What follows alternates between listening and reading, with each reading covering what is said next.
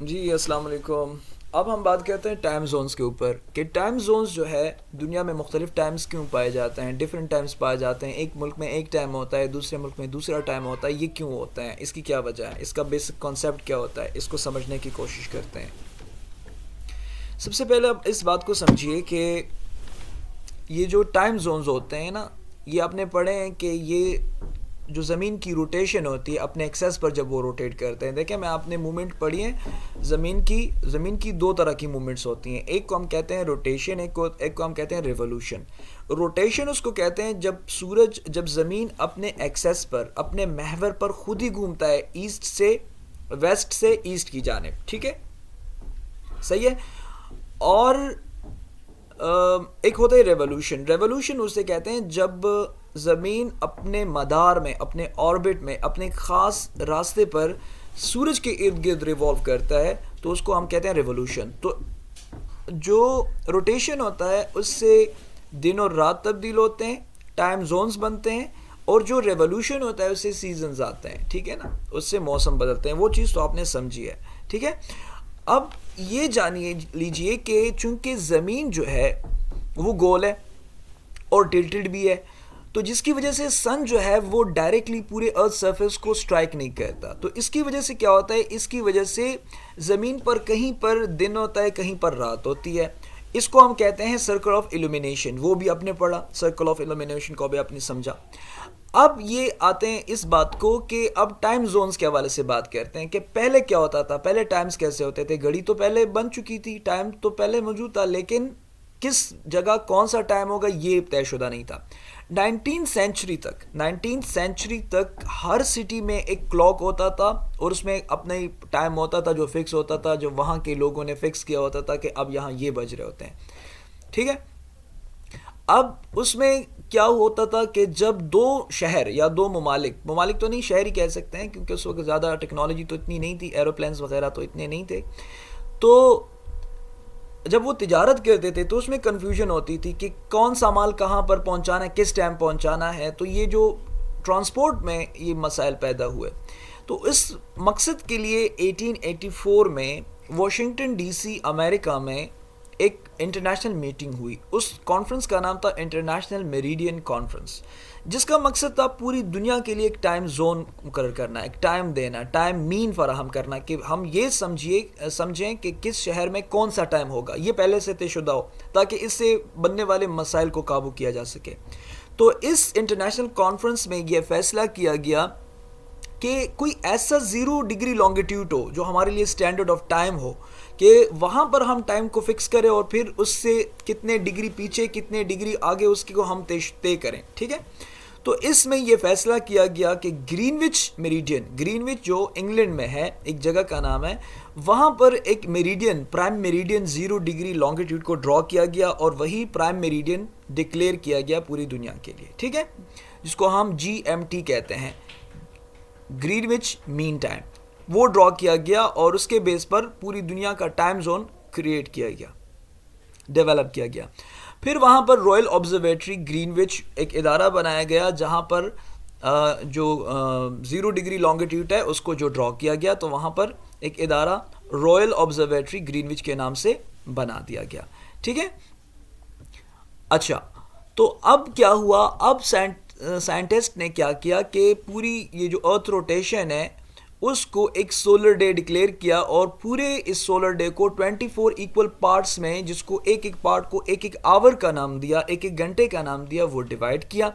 जिस तरह पहले मैंने आपसे लॉन्गिट्यूड में जब हम डिस्कस कर रहे थे तो मैंने आपसे ये कहा था कि ये जो लॉन्गिट्यूड्स होते हैं, तो लॉन्गिट्यूड एक होता है प्राइम मेरिडियन जो 0 डिग्री लॉन्गिट्यूड होता है, फिर उसके अलावा हर एक डिग्री एक एक डिग्री होती है, 1 डिग्री, फिर दूसरी डिग्री और तीसरी डिग्री, और इस तरह पूरे इस सर्कल को, ये जो पूरा ग्लोब है, ये जो पूरी दुनिया है, गोल है, तो इसको हमने 360 डिग्रीज में कन्वर्ट किया है।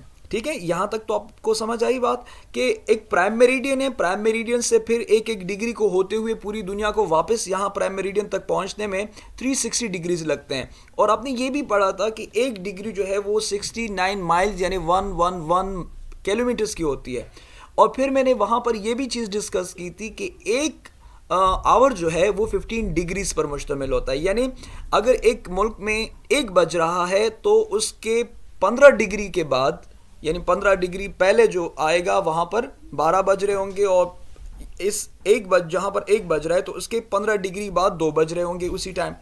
तो ये भी अब एक कॉन्सेप्ट है जिसको आपने समझना है। तो इस तरह 15-15 डिग्री बाद एक एक घंटा तब्दील होता है। तो 360 डिग्रीज को अगर आप 15 पर डिवाइड करते हैं तो आपके पास आ जाएंगे 24 इक्वल पार्ट्स, और हर पार्ट जो है वो 1 आवर कहलाता है। ठीक है, तो ये तय किया गया कि ग्रीनविच को 0 degree longitude prime meridian declare किया गया उस कॉन्फ्रेंस में जो 1884 में हुआ, और फिर हर पूरे इस सोलर डे को 24 इक्वल पार्ट्स में तकसीम किया गया, जिसको एक एक आवर का नाम दिया गया। ठीक है, अब क्या हुआ कि जिस तरह पहले मैंने डिस्कस किया कि ये कॉन्सेप्ट को आपने समझना है कि हर 15 डिग्री 1 घंटे पर मुश्तमिल होती है।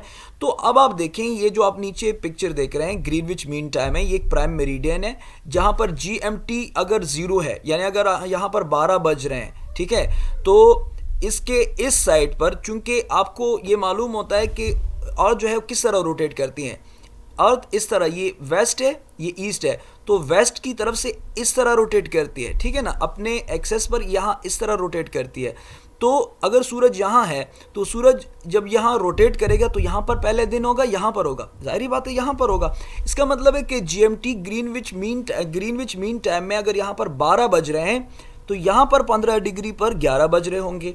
यहाँ पर अगर ग्रीनविच से 30 डिग्री पर यहाँ कोई मुल्क है तो वहाँ पर 10 बज रहे होंगे, और यहाँ आते आते बिल्कुल इसके, यानी आप ये ग्रीनविच मीन टाइम जो आप ग्रीनविच आपको 0 डिग्री लॉन्गिट्यूड है, तो ये तो बिल्कुल नॉर्थ पोल से लेकर साउथ पोल तक एक बिल्कुल ही सीधी लाइन है जो पूरी ज़मीन को वेस्टर्न हेमिस्फेयर और ईस्टर्न हेमिस्फेयर में तकसीम करती है। ये कॉन्सेप्ट आपने पहले समझ चुके हैं आप लोग। तो इसके बिल्कुल उस साइड पर जब आप जाएं, यानी 0 डिग्री लॉन्गिट्यूड पर आप जाएं, तो वहाँ पर इंटरनेशनल डेट लाइन कायम होगी। ये अब जान लीजिए, इंटरनेशनल डेट लाइन का मतलब ये है IDL जिसको हम कहते हैं कि तारीख तब्दील होगा वहाँ से।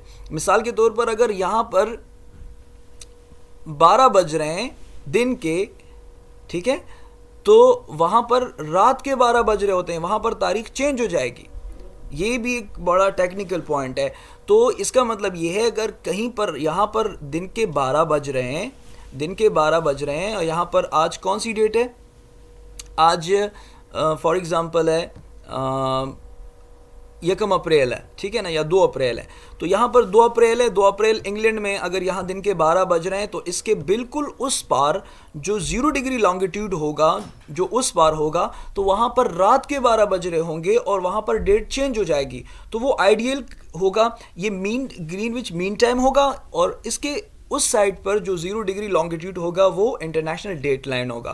ठीक है, तो फिर इससे इस तरफ जितने भी ममालिक होंगे तो वो प्लस में आप इसको करें और यहाँ पर जो है वो माइनस में करें। मिसाल के तौर पर अगर इंग्लैंड में ग्रीनविच मीन टाइम के मुताबिक दिन के 12 बज रहे हैं तो यहाँ पर क्या होगा, यहाँ पर क्या होगा, यहाँ पर 1 बज रहा होगा, यहाँ पर 11 बज रहे होंगे, सॉरी 1 बज रहा होगा, और इसके इस साइड में 1 बज रहा होगा, ठीक है ना, सॉरी 11 बज रहे होंगे, यहाँ पर 1 बज रहा होगा, यहाँ पर 11 बज रहे होंगे, क्योंकि आप इसको एक माइनस करें, यहाँ पर इसके साथ एक प्लस करें। ठीक है, तो ये बेसिकली वो कॉन्सेप्ट है जिसको आपने समझना है।